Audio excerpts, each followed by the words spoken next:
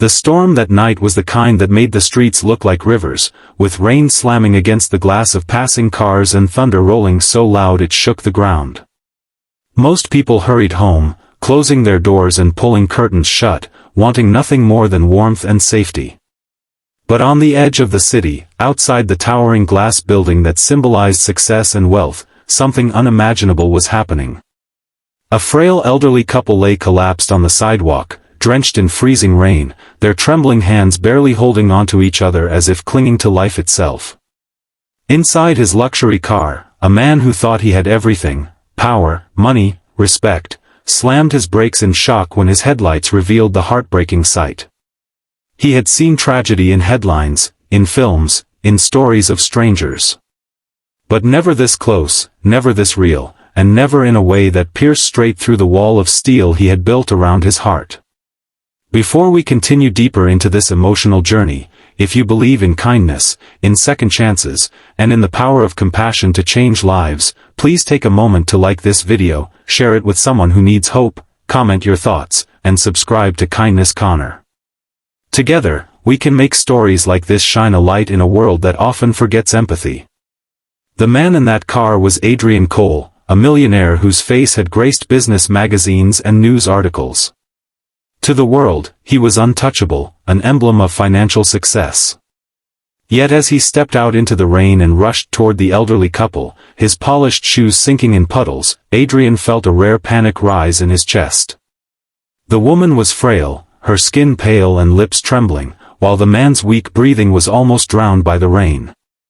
Their clothes clung to their bodies, worn coats soaked through, shoes falling apart, telling a story of hardship no words were needed to explain.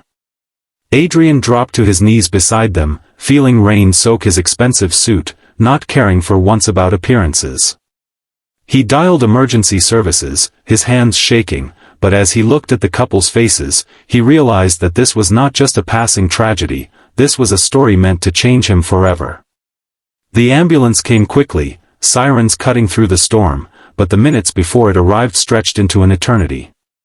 Adrian held the man's hand, whispering words he never thought he would say, "You're not alone, hold on." When the medics arrived and carefully lifted the couple, Adrian followed, unwilling to just hand them off and forget.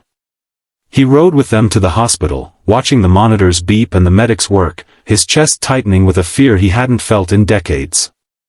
This was not a business deal he could close with charm or money, it was raw human fragility staring him in the face. At the hospital, after hours of waiting, Adrian learned their names. The man was Henry, the woman Margaret. They had once been ordinary people with dreams, a family, and a home. But life had a cruel way of stripping it all away. Years ago, their small business collapsed, medical bills piled up, and one tragedy followed another until they found themselves with nothing. They had been living in a broken-down shelter, too proud to beg, too forgotten by the world to be helped. That night, in the storm, their bodies finally gave in to exhaustion and hunger. Adrian listened, stunned and ashamed, realizing how often he had walked past people like them without a second glance, telling himself they were someone else's problem.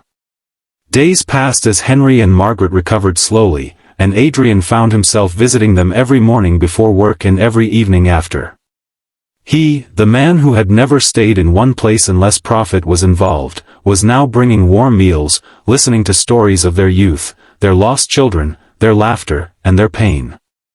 He saw how Margaret's eyes lit up when she spoke about the little garden they once kept, and how Henry's cracked hand still trembled with the memory of working wood into furniture.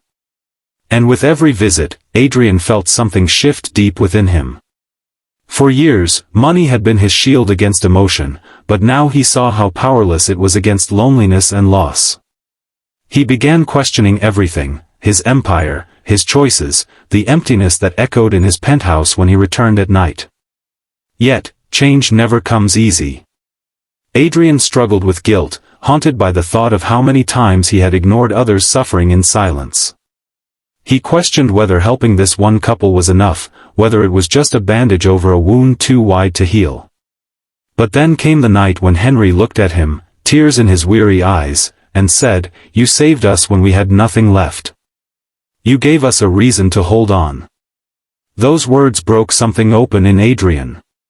He realized it wasn't about fixing the whole world at once, it was about choosing to see people, to act, to be human when it mattered. So Adrian did more than just pay their bills.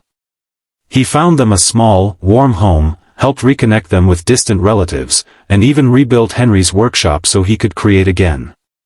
Margaret planted flowers by the window, her smile returning, fragile but real.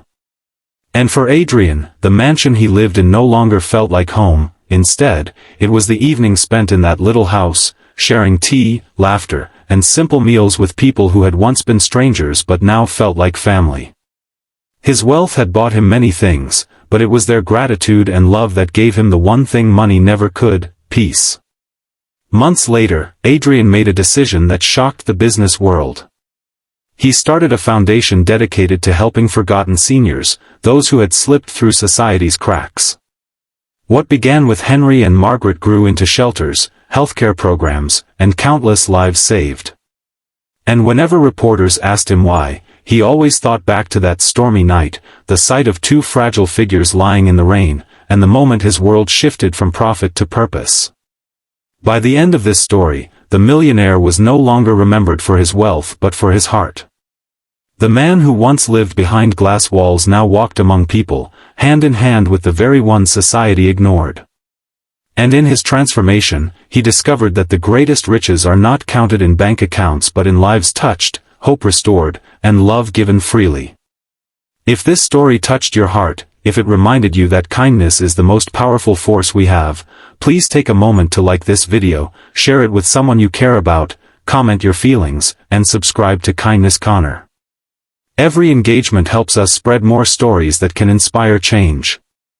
And before we close, here's a special request: comment below with the words, "Kindness lives on," if you believe that even a single act of compassion can ripple through the world and heal what seems broken.